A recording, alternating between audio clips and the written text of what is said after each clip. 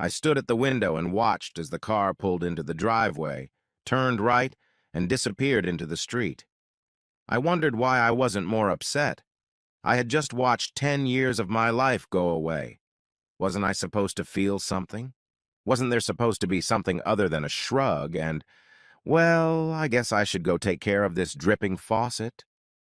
Turning around and heading for the kitchen, I replayed the events of the last half hour in my head. Upon returning from work, I found my wife Peggy sitting at the kitchen table with a full glass of wine. I knew something was wrong as soon as I saw her. First, she was home before me, whereas she usually didn't get home from work until a half hour to an hour after me. Secondly, there was nothing on the stove. And finally, a glass of wine. Peg rarely drank. No sooner had I entered the room than she asked me to sit down, and she had something to say. I got a beer out of the refrigerator and sat down across from her. "Rob, I know you see this. Something unsynchronized has happened between us in the last 6 months. I have no idea why we're drifting apart. I don't know if it has anything to do with me or you, but something is wrong.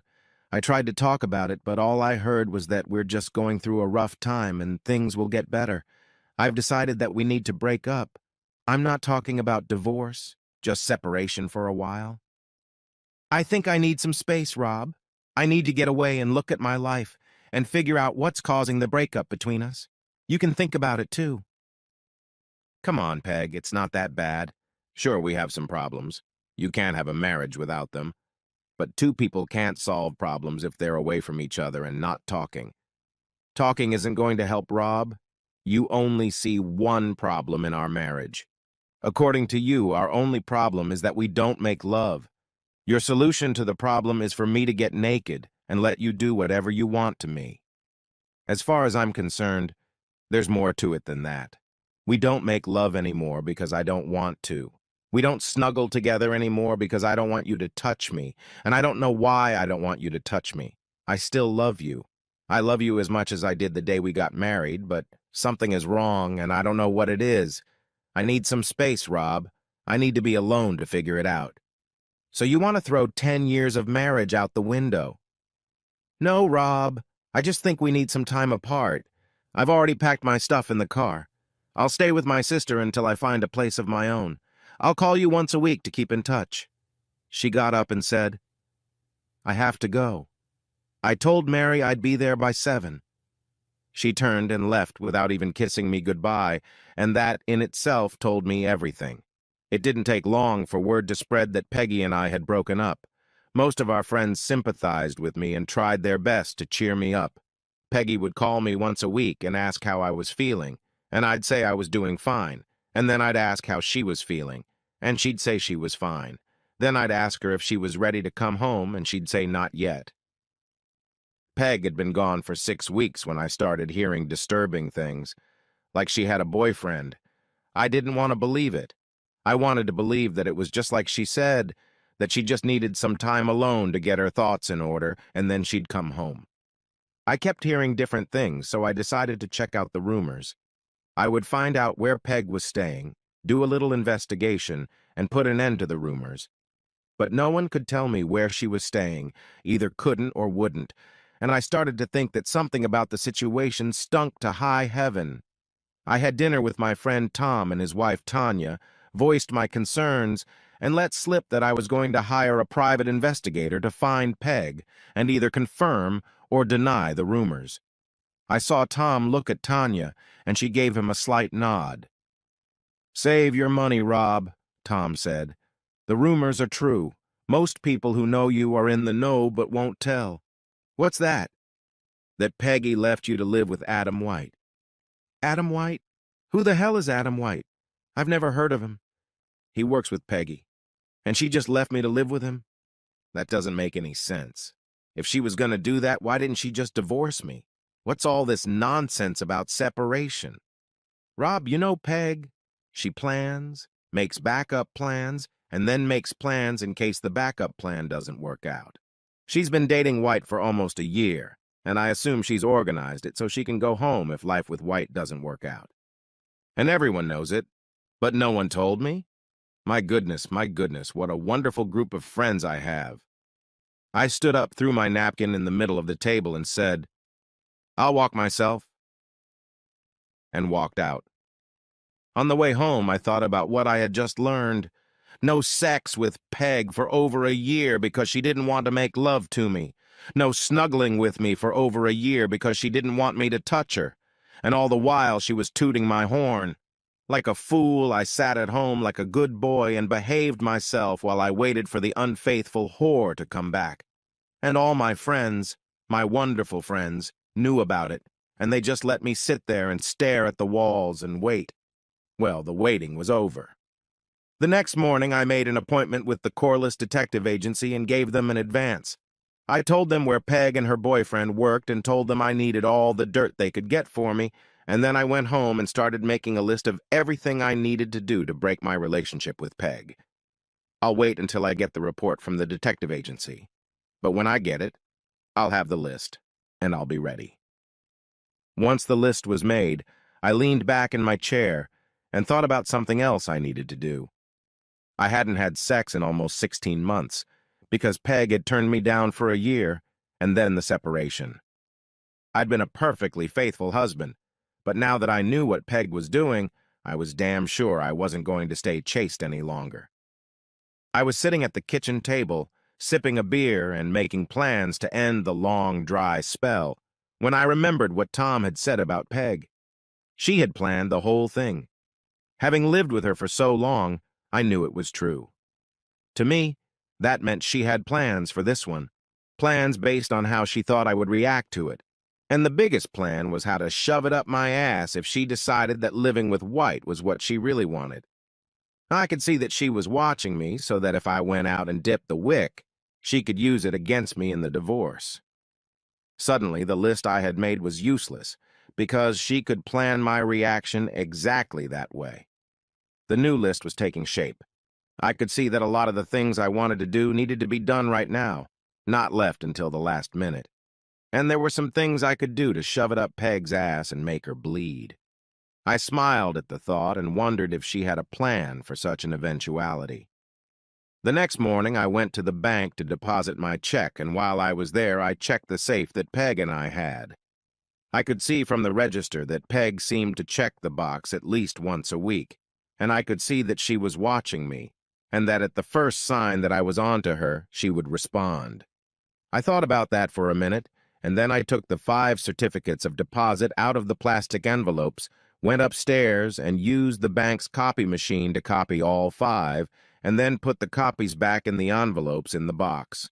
Unless Peg took the discs out of the envelopes to check them, she would never know about the switch. Then, since I knew Peg was checking me out, I took my passport out of the box and carelessly mentioned to the woman at the bank, as she put the box back, that I was going to Mexico for a fishing trip. I walked out of the bank with 5 CDs in my pocket. I went to the bank an average of 2 times a week, and each visit I cashed in 1 CD, paid an early withdrawal fee, and then stashed the cash when I got home. I didn't believe in credit cards because I thought you could easily get into trouble with them, so I had an American Express in my name, on which the full balance is paid when you got the bill, several gasoline company credit cards, and 1 Visa card with a low limit. Peg, on the other hand, had a good half-dozen credit cards in her name, and some of them had high limits. I knew the limits because I paid the bills every month, made a list of the balances on the accounts, and set it aside. I sat down and made a list of all the things I wanted to have, and then I went online, and over the next 2 weeks I started spending money on Peg's credit cards. She would be saddled with credit card debt when I left, and I intended to see to it that it was substantial. I upgraded my computer and got a new Dell with all the accoutrements. I bought a Remington 700 on eBay and a whole bunch of other stuff like a digital camera and a modern phone that did everything but make scrambled eggs. The house belonged to Peg. It had been left to her by her parents, so I had no rights to it, but we used it as collateral for an open line of credit when we put in the pool and hot tub, and both of our signatures were on the account. We paid off everything we borrowed, but the line of credit was still open. If I timed it right, I could draw the line before she realized what I was doing. I used to wonder why. When she decided we needed a trial separation, she packed up and left me in her house instead of asking me to leave. Now I knew. If I was in the house, I was obviously waiting for her return. I was seeing the separation as something temporary from her point of view. Then I closed my 401k at work, paid my fine, and then put the money away. Then I leaned back in my chair and waited for the private investigator's report. The only thing I couldn't figure out was how to discreetly complete it. I couldn't have anyone watching my search. I decided that on weekends I would have to get out of town for fishing. She knew I liked to fish and that I did it often, and she knew from the catches I brought home that I did go fishing, so I doubted she would pay a private investigator to follow me. She doesn't need to get too carried away, right? After all, wasn't I a fool? Hadn't she been messing with my head for over a year? It was Friday, and I was just about to leave work when I got a call from Tanya asking me to stop by their place on the way. I tried to refuse, but she told me it was very important, so I said I would come over. When I walked in, she let me in and led me into the living room where I found Tom sitting in a soft armchair. He stood up and extended his hand to me. I shook it, and then he motioned for me to sit down and make myself comfortable while he got me a beer. Tanya needs to talk to you, Rob, and you need to know that I agree 100% with what she's going to say. He left the room and headed for the kitchen, and I looked questioningly at Tanya, and she said, "You're going to need some beer." Tom came back and handed me a Bud Light and said, "I've got some things to do, and I probably won't be back until midnight. I'll see you later." And he headed for the front door, and I heard it open and then close behind him. The door closing was the signal for Tanya to start talking. "Rob, you hurt us when you ran away from us the night you were here for dinner." I started to say something, but she held up her hand and said, "Let me finish. You were right, but it still hurt. In our defense, all I can say is that we really like you and we didn't mean to hurt you. It's made a little more complicated by the fact that Peg and I are friends too, and we were hoping she would get her act together and come home to you where she belongs. We know you love her, or at least you did, but we didn't know if that was enough for you to forgive her, so we kept quiet. If you were together again, you wouldn't need to worry about forgiveness and forgetting. That's our apology. But it's only part of why Tom and I wanted you to stop by. We know you, Rob, and we know what kind of guy you are. You wouldn't cheat on your wife like you wouldn't rob a bank. How long has it been since you last had sex?" The question caught me off guard. For the first time, I noticed how Tanya was dressed. A deep-cut blouse that showed off ample cleavage, a short skirt and high heels that showed off marvelous legs, and friend or no friend, I couldn't help but get a boner. Then I remembered Tom's comment, "I'm 100% on board," and I had an idea where things were going. In a muffled voice, I said it's been a year and a half. She leaned toward me, and I peeked under her blouse as she said hoarsely, "I'd like to change that, Rob. Tom is my friend, Tanya. I can't do this to him." I started to get up, but she grabbed my arm and pulled me down. "Tom's fine with it, Rob. That's why he left, to give us some alone time. It's not a pity fuck or a mercy fuck, Rob. Tom and I have been discussing this for months. You have what we need, so hopefully I can help you and you can help us." "I don't understand. Honestly, Rob, Tom is infertile and we want a baby. We want you to give it to me." I was stunned. I sat there staring at her in a daze. When I finally found my voice, I said, "You just said you know I'm not cheating on Peg." "Yes," she said, putting her hand on the lump on my pants. "But that was before you knew what Peg was doing. Now you know you're free from your vows to her." "But why me?" "We want it to be someone we know, not some anonymous sperm donor. We also want the father to be a part of the baby's life. You'll be the godfather, and you'll always be there for him, like Uncle Rob." "That doesn't make any sense, Tanya." "It does make sense. What if something happens to me and Tom? Who better to take care of the baby than Uncle Rob? On the other hand, God forbid the baby needs a liver transplant or something. And even if we did, would he help? If we were on a waiting list, how long would we have to wait to find a donor who was a match? No, Rob, we've thought this through. We want you to be part of our family. On the other hand, you're not going to tell me you don't find me sexy, are you? She squeezed the hard lump in my pants and said, "That speaks volumes about your reaction." And then she knelt down in front of me and pulled my zipper down. There are advantages to being the father of my child, Rob. We'll have to make love many, many times to make sure I get pregnant. I won't limit you to the days when I'm most fertile. In fact, I won't even tell you when they are. It could take weeks, Rob. Weeks and weeks. And you've been without sex for a long time. We'll help each other, she said. Now we can go to the bedroom and do some serious procreation. I kissed Tanya one more time before I went home, and before she let me out the door, she kissed me and thanked me for what I had just done. I'd like to do this every day until I get pregnant. But Tom is used to making love 3 or 4 times a week, and while he doesn't mind us seeing each other, I won't offend him. Call me tomorrow, okay? All the way home, I thought about what had just happened, and as I pulled into the driveway, it occurred to me that if Peg was watching me, she would find out about my visits to Tom and Tanya, and notice that Tom had left, and I had stayed a few more hours. The next morning, I called Tanya and explained my thoughts to her, but she told me not to worry because Tom had not left. He had gone down to his basement workshop and stayed there until I left. This information got me thinking. It was one thing to make love to Tanya when Tom was gone, but could I do it if I knew he was in the house?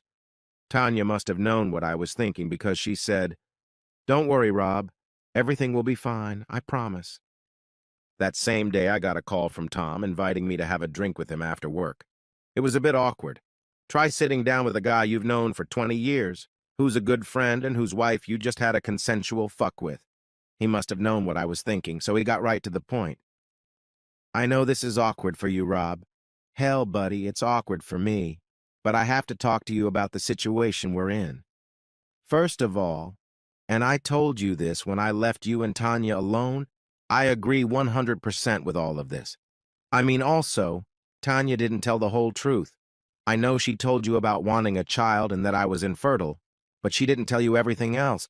Honestly, buddy, I can't get it up. I couldn't make love to Tanya for over a year. Oh my God. That's why she was so hot last night. She was playing catch-up, and telling me she didn't want to hurt Tom was her way of covering for his inability. She didn't want me to know he was impotent because she didn't want me to think badly of him as a man. What a difference between her and Peg. Tanya put Tom first even in difficult circumstances, while Peg thought only of herself. "I don't know if you got it last night," Tom continued, "but Tanya is a very sexy person. My inability to perform had her climbing the wall. She tried her best to keep it together, Rob, but sooner or later she was going to cheat on me. I know it seems cruel, but it was inevitable. I know she loves me and will do everything she can to hide her cheating from me. How can I not understand? If she slept together, she wouldn't be climbing the walls anymore, and I would notice. I love her, Rob. That woman is my life. If I didn't have her, I'd just die, that's the problem. If she slips away and cheats on me behind my back, I can't live with her. I'd know why she did it, and I'd understand why she did it. But I can't live with that kind of dishonesty. The only solution, at least as far as I could see, was to do it openly. But Tanya isn't the kind of woman who will agree to take a lover and go into the bedroom while I sit in the living room and watch TV while she fucks. She could probably do it with a stranger in a motel room when I don't know, but she couldn't just do it with a guy when I'm around and then with another guy the next week and another guy the week after that. We needed someone steady, someone we both loved and felt comfortable with. We sat down and made a list of possible candidates, but we couldn't agree on anyone. We kept coming back to you, but we were afraid that if we started with you and then Peg came home, it would stop and we'd have to start all over again. And you can rest assured, Peg will eventually come back to you. Everyone who knows Adam White knows he's an asshole, and Peg will soon find that out and come home to you, sure that you have no idea what she's been up to. I can't understand why she thinks you're so stupid. I can only guess that she thinks you love her so much that it would never occur to you that she might be up to something. I had to chuckle. She pretty much understood me correctly because that's how it was. And it was only because the separation dragged on that I finally sensed something was wrong. Well, now you know. And I know that now Peg is history, even if she doesn't know it. I know you won't take her back under any circumstances. It freed up Tanya and me to approach you. Tanya and I want Rob's baby, and Tanya needs sex, and until the doctors find and fix my problem, someone else has to provide that sex life for her. I know it sounds stupid, but you making love to my wife is going to save my marriage. You just need to get used to the idea that I know and that there is nothing wrong with me. I didn't know what to say. This was all so out of the ordinary that I found it hard to believe. Tom stared into his glass and then looked at me and said, "It kills me that I can't take care of my wife, Rob, but if I lose her, it will kill me instantly. I need you to do this for me, friend. I really do. Can I count on you to do that?" I stared at him for a few seconds, then nodded affirmatively. On Sunday, I invited Tom, Tanya, and 3 other couples over for a barbecue, and when the other couples left, Tom went into the study and played on my computer while Tanya and I went upstairs to my bedroom. By the time I had undressed, Tanya was lying on the bed with her legs spread wide and begging me to hurry up. After an hour, Tanya looked up at me and said, "And Peg got away with it? That woman must be crazy or stupid." I could see that Tom knew what he was talking about, that Tanya was very sexy. She barely pulled away from me a third time before I walked her and Tom to the car. Tom shook my hand, Tanya kissed me on the cheek, and we all agreed that the day had been a success and that we should do it again soon. Any observer would have assumed we were talking about a barbecue. Monday afternoon, I met with John Abbott of the Corliss Agency, and handing me the report, he said, "Every time I do one of these things, I hope it's just a misunderstanding and that nothing is going on, but there's no doubt about it here. Your fee also covers our appearance in court on your behalf if what you decide to do goes to trial." I shook his hand, walked out of his office, and on the way home I wasn't at all as pissed off as I thought I would be. Probably because I had already accepted that it was true, and by the time I got the report, I had it all sorted out in my mind. What am I going to do about this situation? Nothing that I hadn't already done. The only thing I had to do was to get the line of credit in place in time so that Peg wouldn't find out about it until it was too late. I'll meet with a lawyer and get the paperwork done, but I won't file it until I'm ready.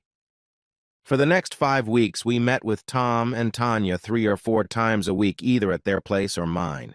They started a rumor that I was going through a rough patch and that they were spending time with me trying to cheer me up. Peg called me every week, but I stopped asking how she was feeling and when she was coming home. Finally, I'd had enough. I wrote checks on the line of credit, and as soon as they ran out, I found an apartment, moved out of the house, and served Peg with divorce papers. Instead of adultery, they cited irreconcilable differences. I did this so that Peg wouldn't know I knew about White. She'll see it as my way of encouraging her to decide to come home. She'll call me, write some nonsense about me overreacting, and then probably suggest we meet somewhere for drinks and dinner, where she'll try to calm me down and talk some sense into me. I'll agree to meet her, listen to her, and then tell her I'll think about it. That will give me a few days to clear my line of credit and clear my checking and savings accounts. It went exactly as I had envisioned. First, she called me and told me I was being unreasonable, that there was no need to get lawyers involved. I told her I was tired of the neither fish nor fowl situation. "You don't want to be with me, so it's time for me to accept that and move on." I agreed to meet her at Angelo's. It was the first time I'd seen her since she left me, and she looked good. I would miss her. Thunderstrike me, I really do, because it was obvious to me that I still loved her, but even if she came back to me, I knew I could never live with her again. But I didn't tell her that. Instead, I sat there and listened to her feed me a line of bullshit. She's been seeing a shrink, and that shrink has been helping Peg understand blah, blah, blah, and Peg is making good progress, and all she needs is a little more time. I know this is hard for you, baby, but it's hard for me too. Please, baby, just give me a little more time. I said I would think about it and let her know. I waited 2 days and then called my attorney and told him it was time to move on to step 2. He canceled the divorce papers and sent Peg a notice that the filing was canceled. Peg called me from work, thanked me, and told me I wouldn't regret it. I smiled, knowing I wouldn't regret it, but she didn't know why. But she would find out soon enough. That night I had dinner at Tom and Tanya's, and after dinner Tanya and I retreated to her bedroom. And when Tanya spread a blanket for me, she said, "Can we make love tonight instead of having sex? I'd like to make love to the father of my child." "Are you sure?" "Positive." The home test showed me on Tuesday, and the doctor confirmed it this afternoon. "You're going to be a daddy." We only did it once that night, but it was a long, slow, and very enjoyable session. When it was over, I told her that I probably wouldn't see her again soon. I'm going to finish this farce with Peg and White this week, and I may have to go out of town for a while. Don't do anything too drastic, love. I need my baby's father around. This must be about Tom. You need to start thinking like that. You know what I mean, lover. Just because I got you doesn't mean I don't need you anymore. Adam White was a member of the Fraternal Order of Eagles, and he hadn't missed a meeting since being elected Sergeant at Arms. He left Wednesday's meeting in good spirits, for after talking to several of the most influential members, he believed he had a chance if he ran for a higher office in the order. In an equally good mood, he got out of the car in the parking lot of his house. He locked the car door, turned around, and felt a blinding pain before everything around him went black. He was found by a neighbor who called 911, and the paramedics who responded to the call took him to the emergency room at the hospital, where it was discovered that both of his arms and both of his legs were broken, and his genitals were damaged so severely that both of his testicles had to be removed. He was in great pain when he opened his eyes and saw that he was in a hospital room and found that he could not move. He had plaster casts on his arms and legs and was in traction. He saw Peggy standing next to his bed with a look of horror on her face before he passed out again. Of course, I wasn't there, but I got a full description of what happened when a man entered the room, walked over to Peg, who was standing next to the bed and looking at White. The man asked if she was Margaret Olson, and when she said yes, he handed her some papers and told her she had been served. She looked confused as she opened the envelope and saw that she was being sued for divorce. Only this time the grounds were infidelity. She looked at the word infidelity, and then at the wreck lying on the bed in front of her, and her face lost all its color and took on a frightened expression when she realized what it meant. She moaned, "Oh my God," and then sat down in a chair and cried. The police asked me where I was that night. Turns out I was at a poker game that started an hour before the Eagles meeting and went on for another hour after White went into the hospital. Peg paid for my alibi, even though she didn't know it.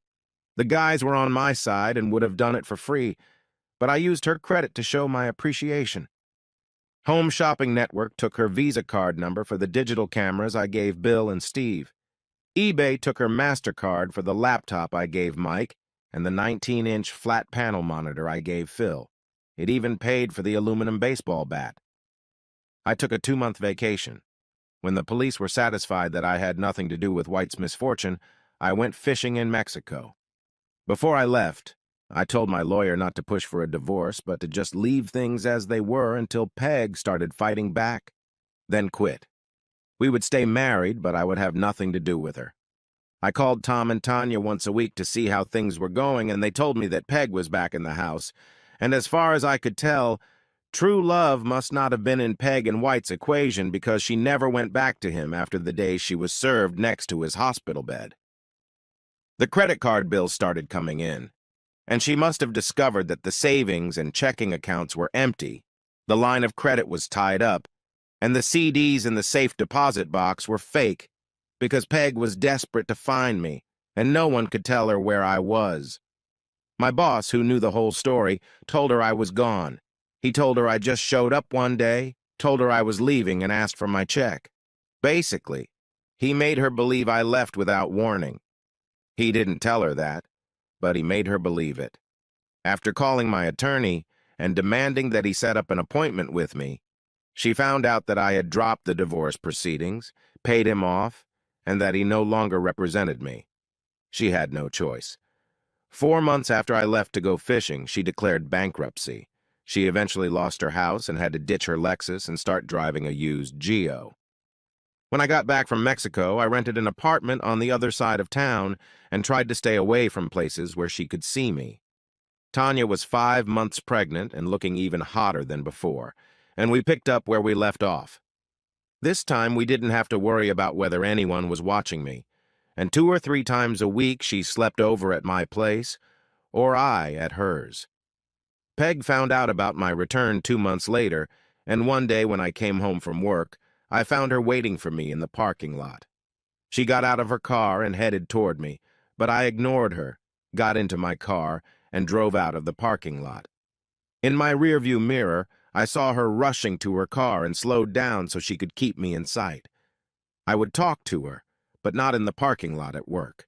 I drove so she could easily follow me, and about 10 minutes later pulled into the parking lot at Bud's Grill Bar. When she parked, I was already inside and sitting at the bar ordering a Bud Light. She walked in, looked around, saw me, and headed towards me. She was already mumbling something as she approached. "Don't think you can run away from me, you bastard."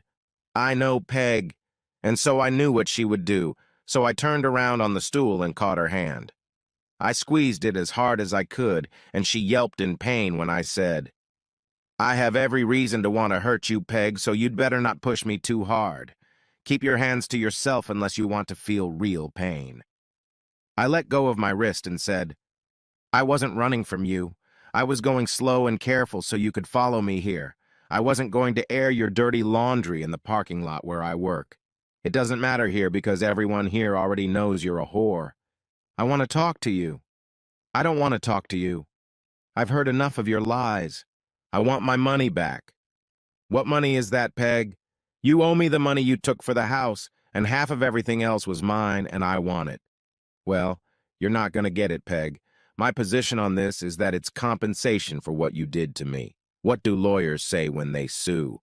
Compensation for pain and suffering and loss of marital rights. I think what I got almost covers the pain and suffering I went through. I didn't have sex for a year and a half while you gave it to someone else, and I was humiliated when everyone I knew looked at me like I was a stupid cuckold." "Damn you, Rob. You made me lose my parents' house." "Come on, Peg. It couldn't have meant that much to you since you went to live with another man." "What's he got to do with it?" "I want my money." "Here's the news, Peggy. You're not getting a dime from me. You tried to fuck me, but you got caught and I made you pay. Live with it. We'll see what the court says." "It doesn't matter what it says, Peg. Here's how it's going to work. You'll have to hire a lawyer and sue me so the court can order a division of property. Once you sue, I'll countersue. A good lawyer can drag out a case for 6 to 8 months, and all that time you'll be paying your lawyer. Can you afford to pay him without getting anything? I have all the evidence I need to fight you in court, and if I win, you get your ass kicked. The worst-case scenario for me is that I get ordered to divide the assets. I say, 'Okay, Judge,' and I walk away. You and your attorney wait and wait and wait for the money, but the money doesn't come. You call me, but I don't answer the phone, so the lawyer you're still paying goes back to court and gets a court order directing me to pay by such and such a date. You and your lawyer wait and wait and wait, and when the deadline comes, you still don't get a dime from me. Your attorney billing you for your time goes back to court and gets a judgment against me.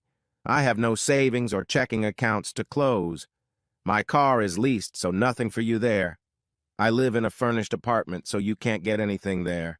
All you can do with a judgment is steal my paycheck. And the first time I get a paycheck that's been stolen, I'm out of a job. So what do we have here, Peg? Good years of attorney fees out of your pocket, all for maybe $200 out of one paycheck.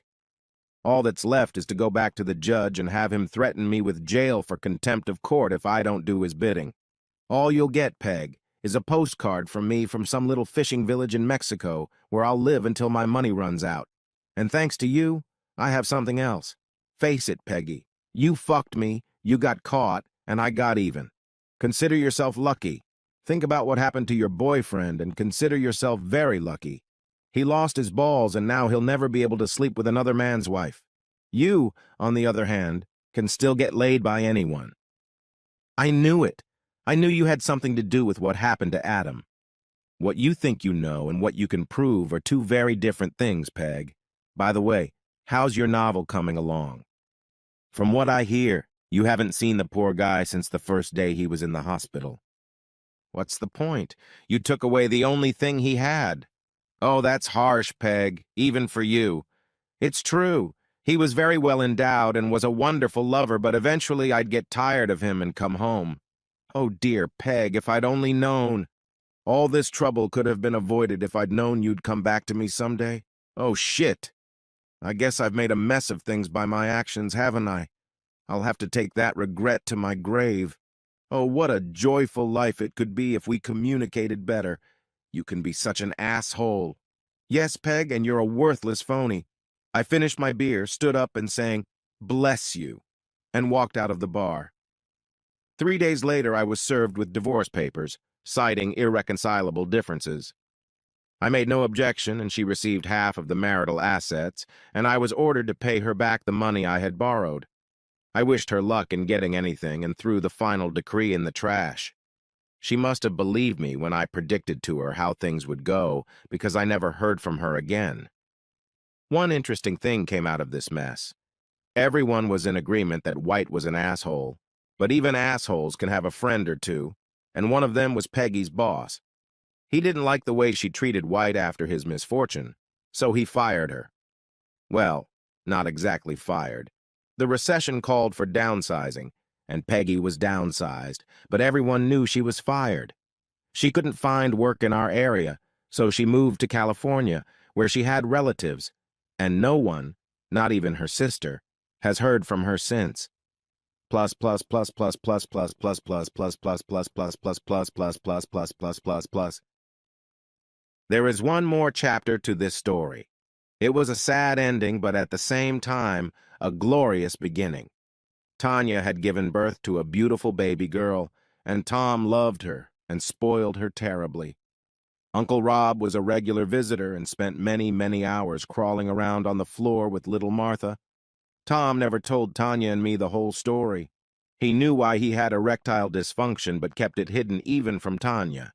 He had cancer that wasn't treated in time, and the cancer spread. After his funeral, Tanya handed me an envelope. On the front of the envelope was written, "For Rob only." I looked at her and she shrugged and said, "I have no idea. It's addressed to you, so I don't know what's inside." I opened it and read, "Hey, buddy, if you're reading this, I'm leaving. There was a reason I chose you. Yes, it was me, not Tanya, to be the father of our child. I knew I wouldn't be there for them, and I wanted someone I could trust to be there to watch over them.